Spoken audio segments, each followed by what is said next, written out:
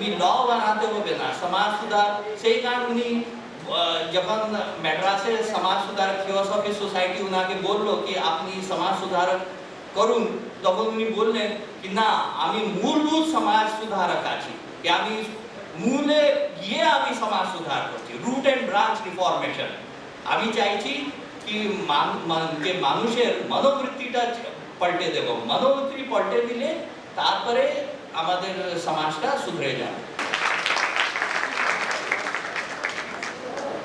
আমাদের এই অনুষ্ঠান শিরীষ মহারাজজি ওনার এত পাণ্ডিত্য, এত বিদ্যান উনি, আমি ওনাকে একটুখানি রিকোয়েস্ট করবো, অনুরোধ করবো আমাদের যে স্টুডেন্টরা রয়েছে ওনাদের স্টুডেন্টরা কীরকম পড়াশোনা করবে, ওরা কীভাবে একটু জীবনে এগোবে, জাস্ট দু একটু অ্যাডভাইস উনি যেন দেন, তাহলে খুব ভালো হয়।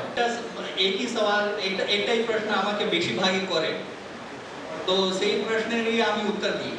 একাগ্রতা, মহারাজও বলেছেন একাগ্রতা, হ্যাঁ, তো একাগ্রতা সবাই তো বলে, কিন্তু কি করে ওটা একাগ্রতা করা যায়, এটা তো মুশকিল না।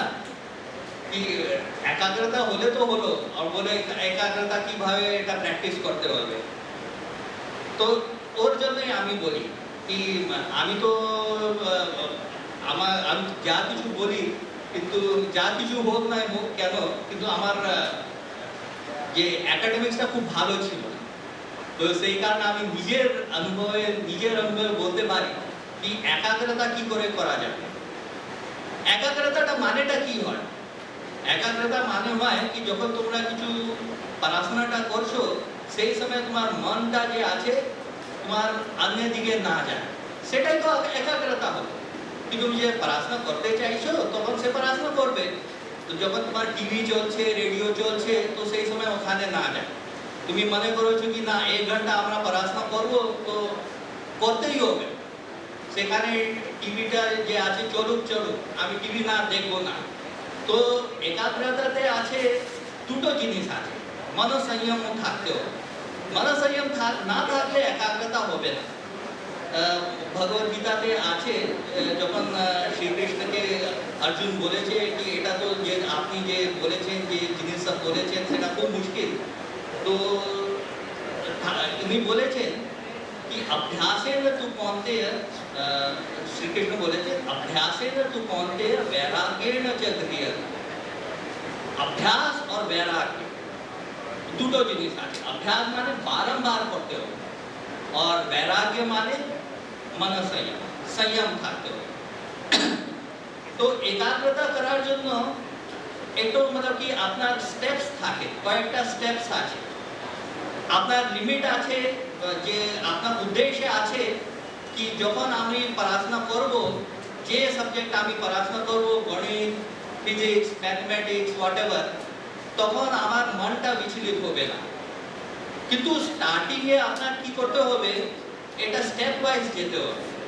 প্রথম হচ্ছে কি সাথে সাথে আপনি টিভি স্টার্ট করে আপনি পড়াশোনা করবেন, তখন কিছু হবে না। আগে আপনার প্রথম স্টেপ হচ্ছে কি আপনার বিঘ্ন যখন থাকবে না, শান্ত পরিবেশে যে রুচিকর বিষয় আছে সেটা পড়াশোনা করতে হবে। আমার যেমন আছে হিস্ট্রিটা খুব খারাপ লাগতো, হিস্ট্রি সংস্কৃত খুব খারাপ লাগতো, ম্যাথমেটিক্সটা আমার ভালো লাগতো। তো আমি আগে কি করতাম কি ম্যাথমেটিক্স যে আছে ওটা শান্ত পরিবেশে যখন আমি আমার মা বাবাকে বলে দিতাম কি না আমাকে ডিস্টার্ব করবেন না, और शांत परिवेशे पढ़ो। আমি 1 ঘন্টা আমি ডিসাইড করে দিতাম কি 1 ঘন্টা 2 ঘন্টা পড়তে হবে, তো 1 ঘন্টা 2 ঘন্টা অবশ্যই পড়বো। আমি ওটাকে যদি মন লাগছে কি লাগছে না, আমি ওখানে বসে ওটা পড়বো। যখন ওটা প্র্যাকটিস হয়ে যাবে, তখন আপনার আছে কি যে অরুচিকর বিষয় আছে সেখানে আপনার একাগ্রতা প্র্যাকটিস করতে হবে। প্রথমে রুচি যে আছে, যে বিষয়ে রুচি আছে সেখানে একাগ্রতা করতে হবে। তারপরে যে অরুচি আছে, যেমন আমার কেমিস্ট্রিতে অরুচি ছিল, তো আমি তারপরে অরুচি বিষয়তে আপনার একাগ্রতা করতে হবে। থার্ড স্টেপ হচ্ছে কি একটু আপনার বিঘ্ন হলেও আপনার রুচিকর বিষয়ে তোমার একাগ্রতা করতে হবে। আর ফোর্থ স্টেপ হচ্ছে বিঘ্নের যখন অরুচি আছে সে সাবজেক্টেও তুমি পড়াশোনা করতে হবে। স্টেপ বাই স্টেপ তোমার একাগ্রতাটা বিল্ড আপ করতে হবে।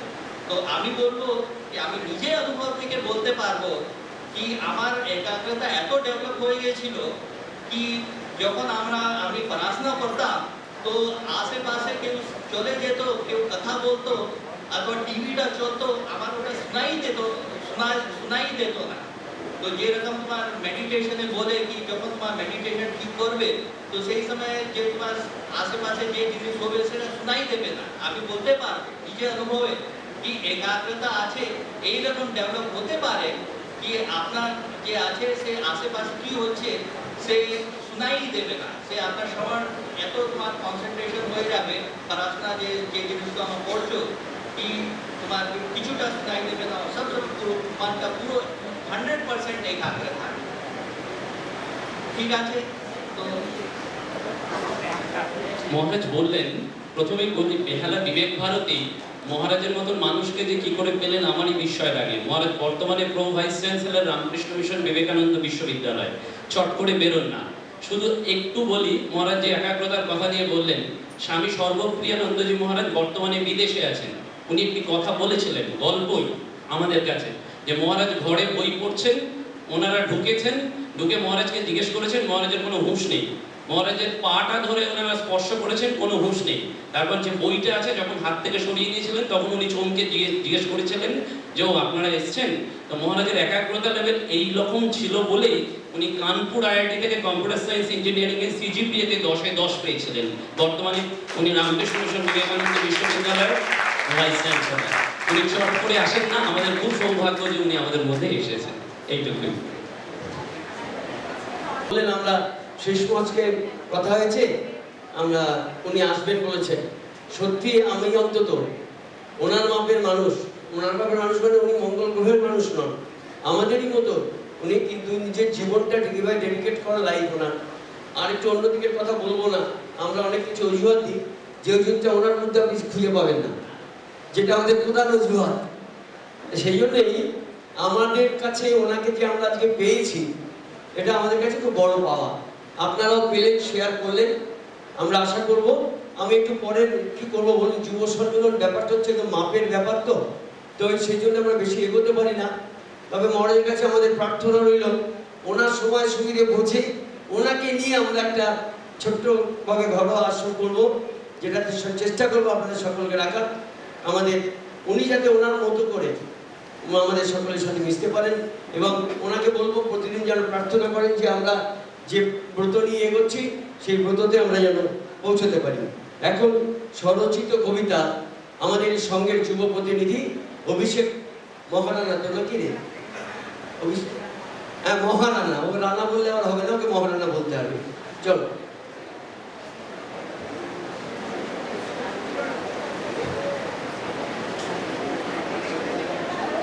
নমস্কার। সবাই বিবেকানন্দ। শিবই সত্য, সত্যই শিব, শিবই সুন্দর, সুন্দরই সত্য। রামকৃষ্ণ বলতেন কখনো, সত্যি কলির তপস্যা। জগৎ শুনেছে তার কাছে সত্যের জন্য ত্যাগ করা যায় সবকিছু, সত্যকে ত্যাগ যায় না করা সবকিছুর জন্য।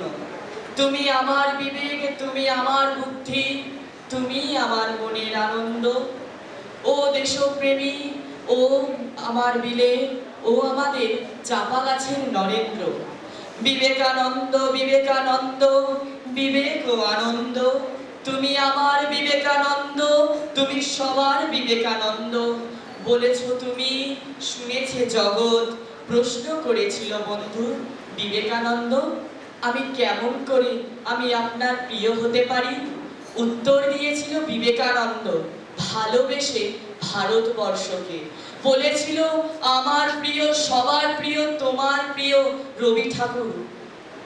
যদি চাই জানতে ভারতবর্ষকে, জানতে হবে বিবেকানন্দকে। তাহলেই সে হবে, আমি হব, সবাই হতে পারে রক্ত মাংসে গড়া ভারত প্রতিমা। নাম তো ছিল তোমার অনেক, বিবিদিশানন্দ, সচ্চিদানন্দ, বিবেকানন্দ। তাও আমার কাছে তুমি আমার বিবেকের আনন্দ। যদি হতে চাও বিবেকানন্দকে তুমি, ভালোবাসো তাহলে ভারতবর্ষকে তুমি, যেমনটি বেসেছিল সে। নমস্কার।